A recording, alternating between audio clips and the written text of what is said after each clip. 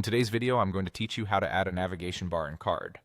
We'll build a clean, clickable navigation bar that sits at the top of your Card site and links visitors to different sections or pages. Start by going to the Card website and opening your dashboard. From there, choose the project you want to edit so we can work right inside the builder. First, we need a space to hold the menu. Click Add and choose Container. In the Container settings, open the Type dropdown and switch it to Columns.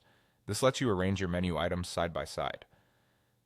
Add as many columns as you need for your links. 3 to 5 usually works well, but it's completely up to your layout. When you're happy with the number of columns, click Done. Now drag that container up to the very top of your page so it becomes your header area. This will serve as the foundation of your navigation bar. Next, we'll make sure the header behaves correctly across sections. Click Add again and choose Control. In the Controls settings, open the Type dropdown and select Header Marker.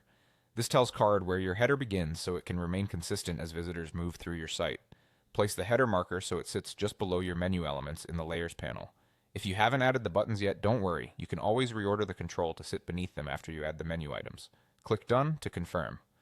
Now let's add the navigation items themselves. Click Add and choose Buttons. Make sure you drop the button inside the container you created earlier, not elsewhere on the page. Duplicate or repeat the process to add more buttons, one per menu item, placing each into its own column so they align neatly in a row. Select each button to customize its label, style, and link. For the URL, you can point to sections on the same page using anchors like #about or #contact, or link out to a different page entirely with a full URL. Keep the text short and clear, adjust spacing and alignment so everything looks balanced, and match the colors and typography to your site's theme. If your menu wraps on smaller screens, consider reducing button padding or font size so it remains tidy on mobile.